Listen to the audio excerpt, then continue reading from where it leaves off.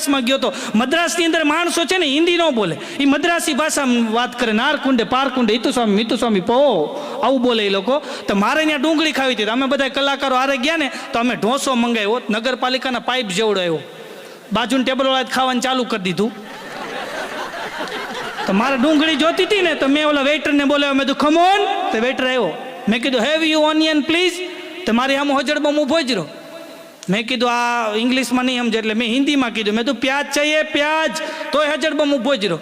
પછી મેં કીધું ભાઈ આ મદ્રાસી છે, આપણી ભાષા નહીં સમજે. હું રસોડામાં ગયો, ડુંગળીનો દડો લઈ આવ્યો, આવીને બેસી ગયો તો વાંધો નહોતો, પણ હું દોઢો થયો એટલે મેં એને કીધું, મેં ઇટ ઇઝ કોલ ઓનિયન, ઇસે પ્યાજ કહેતે શીખ લો. મારે આમ જોઈને મને કે ડુંગળી જોઈએ છે એમ કહો ને.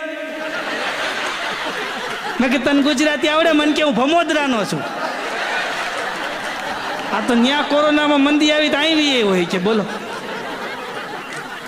અઘરું જ અમારે મારી